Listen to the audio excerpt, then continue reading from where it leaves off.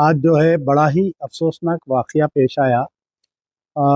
मक्का से मदीना जाने वाली जो उम्रे के लिए गए थे पैसेंजर्स ज़ायरीन की बस जो है उसका एक्सीडेंट हुआ और एक्सीडेंट होके सारी बस जल गई।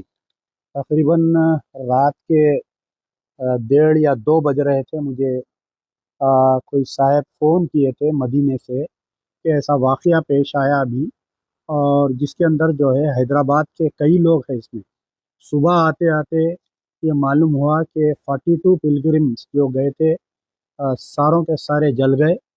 और हैदराबाद की 2 ट्रैवल एजेंसीज है, fly zone tours and travels, Mecca हज और उम्रा टूर्स एंड ट्रैवल से ये लोग गए थे।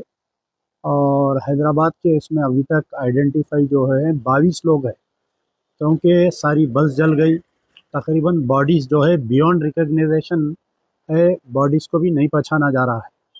तो सबसे पहले जैसे ही मुझे इत्तला मिली, मैं डॉक्टर सुब्रमण्यम जयशंकर साहब को ये ट्वीट करते हुए हम इत्तला करे हैं कि इसमें जो है जल्द से जल्द इंडियन एम्बेसी इन रियाद और इंडियन कौंसलेट इन जिद्दा को एक्टिव करिए। साथ ही Indian embassy doctor Subrahmanyam Jaishankar साहब का भी स्टेटमेंट आ चुका है इस वाक़े के ऊपर। और Kiren Rijiju, minister for minorities welfare government of India, Kiren Rijiju साहब का भी अभी स्टेटमेंट आया। और Indian embassy, Indian consulate in Jeddah ये केस को डील कर रही है। वो लोग अपने ट्विटर के ज़रिए, फेसबुक के ज़रिए टोल फ्री नंबर और व्हाट्सअप नंबर भी दिए हैं वो लोग। इसमें और एक बात ये है कि गवर्नमेंट ऑफ तेलंगाना से भी हम रिक्वेस्ट किए कि यहाँ पर हज हाउस में इमीडिएट एक हेल्प सेंटर फॉर्म करिए, ताकि उनके जितने भी रिश्तेदार को सही करेक्ट इन्फॉर्मेशन नहीं मिल रही थी, तो यहाँ पर भी हज हाउस में गवर्नमेंट ऑफ तेलंगाना की तरफ से हेल्प सेंटर कायम किया गया है। और ख़ुद मिनिस्टर फॉर माइनॉरिटीज़ वेलफेयर जनाब अजहरुद्दीन साहब वहाँ पर बैठेंगे, और हमारे चेयरमैन टिमरिस जनाब फ़हीम कुरैशी साहब भी वहाँ पर मौजूद रहेंगे, ताकि वो गवर्नमेंट से और Indian embassy in Riyadh, Indian consulate in Saudi Jeddah से कम्युनिकेट करके यहाँ पर जो हैदराबाद में उनके रिश्तेदार है उनको ये तमाम इत्तला देंगे। बड़ा ही अफसोसनाक वाक़या है। मजलिस बचाओ तहरीक की तरफ से इन तमाम लवाकिन के रिश्तेदारों के गम में हम हिस्सा लेते हैं। और मेरी अभी जो है अबू आसिम आज़मी साहब, जो मुंबई मानपुर असेंबली कॉन्स्टिट्यूंसी मुंबई के एमएलए और समाजवादी पार्टी के महाराष्ट्र के सदर है, उनके ताल्लुकात जो है जो सऊदी कौंसलेट इन मुंबई है उनसे भी बहुत अच्छे हैं, क्योंकि कई बॉडीज़ ऐसे जल गए हैं कि हम यहाँ पर ला नहीं सकते वो बॉडीज़ को। और जो उनके रिश्तेदार हैं उनकी ख्वाहिश है ये है कि भाई उस मुक़द्दस ज़मीन पर ये ऐसा वाक़या हो, वहाँ पर मरे तो वहीं ये लोग फाइनल राइट्स करवाना चाह रहे हैं और वहीं तदफीन करना चाह रहे हैं।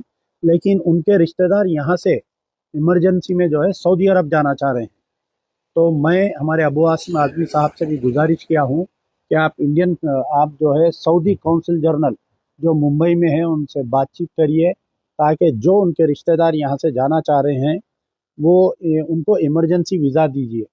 तो जो लोग भी जाना चाह रहे हैं आप लोग ये करिए कि किसी भी ट्रैवल एजेंसी से आप जो है इमरजेंसी वीज़ा के लिए अप्लाई करिए और कुछ देर इंतज़ार करिए। इसके अंदर जो है Saudi council general in Mumbai उनका भी कुछ स्टेटमेंट आने वाला है, हो सकता है कोई वीडियो आएगा या अबू आसिम आज़मी साहब का भी वीडियो आएगा इसके अंदर, ताकि जो लोग यहाँ से मदीना जाकर वहाँ पर अपने लवाकिन जो मर गए हैं उनके लास्ट राइट्स में शिरकत कर सकते हैं।